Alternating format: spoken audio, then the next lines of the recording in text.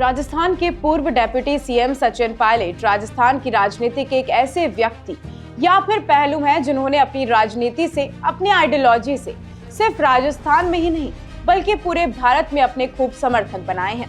खास तौर पर युवाओं में उनका काफी ज्यादा क्रेज देखने को मिलता है।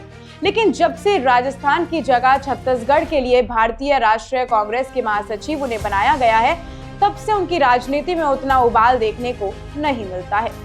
राजस्थान में हमेशा सक्रिय बने रहने वाले नेता, जनता की बात को प्रमुखता के साथ उठाने वाले नेता, धरातल पर रहकर काम करने वाले नेता सचिन पायलट राजस्थान की राजनीति से ओझल होते हुए क्यों लग रहे हैं? जिस तरह से वो पहले बेफिक्र होकर अपनी बात रखा करते थे, अब उनकी राजनीति में वो बेफिक्रापन कहां चला गया है?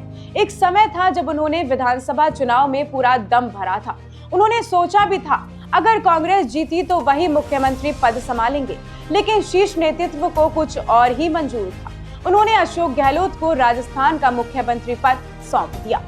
सचिन पायलट ने खूब आंदोलन भी किए, चाहे फिर वो युवाओं के लिए रोजगार की मांग हो या फिर किसानों के कर्ज माफी का मुद्दा। इतना ही नहीं, किसान आंदोलन में भी उन्होंने सक्रिय भूमिका निभाई। लेकिन अब राजनेता उतने राजस्थान की राजनीति में नजर नहीं आते हैं। साथ ही विपक्ष के तौर पर भी उनकी औपचारिकता महज सोशल मीडिया तक या फिर प्रेस वार्ता तक ही सीमित रह चुकी है। अब धरातल पर रहकर आंदोलन में हिस्सा बनकर नहीं देखने को मिलते सचिन पायलट।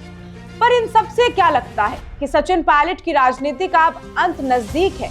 क्या सचिन पायलट अब राजनीति में नहीं बने रहेंगे? खैर, किस्से और भी हैं जो पहले उनके साथ हुए थे।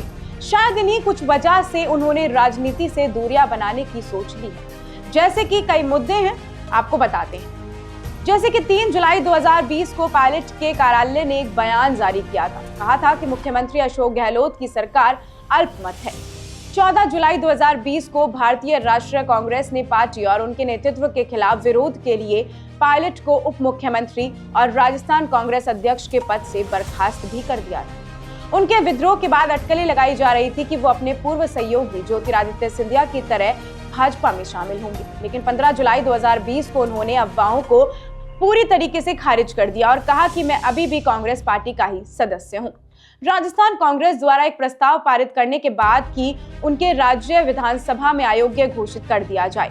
राजस्थान अध्यक्ष सीपी जोशी ने 14 जुलाई 2020 को पायलट सहित 19 असंतुष्ट कांग्रेस कार्यकर्ताओं या फिर असंतुष्ट कांग्रेस विधायकों को नोटिस जारी किए, क्योंकि उन्होंने कांग्रेस विधायक दल को 2 भागों में बांटने के लिए पार्टी व्हिप की अवहेलना की थी।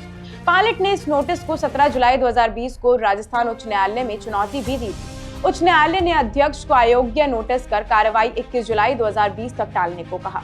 उच्च न्यायालय ने 24 जुलाई 2020 को अनिवार्य रूप से अयोग्य प्रक्रिया को रोकते हुए यथास्थिति बनाए रखने का आदेश दिया। लेकिन इन सब किस्सों से एक ही बात जाहिर होती है कि सचिन पायलट अब राजनीति में उतने सक्रिय क्यों नहीं बने हुए हैं। क्यों पहले की तरह जितने वो आंदोलन लगातार किए करते थे, जिस तरह से वो धरातल पर रहकर काम किया करते थे, जनता की आवाज बनते थे, युवाओं का दम भरते थे, अब वो अपनी राजनीति में उतने सक्रिय क्यों नहीं बने हुए? क्या उनको डर है कि हर बार की तरह उनको जो धोखा मिलता है वो इस बार भी मिल जाएगा? क्योंकि आने वाले वक्त में अब 4 साल बाद चुनाव होंगे और 4 साल बाद भी अगर वो अभी काम नहीं करते हैं और आखिरी के समय पर काम करते हैं, तो फिर उन्हें एक उम्मीद जगेगी कि शीर्ष नेतृत्व उन्हें सीएम पद दे देगा अगर कांग्रेस जीतती है तो। पर इस बात से ये साफ जाहिर तो यही होता है कि अभी सचिन पायलट राजस्थान की राजनीति में या हम कहें किसी भी राजनीति में उतने सक्रिय नहीं बने हुए हैं।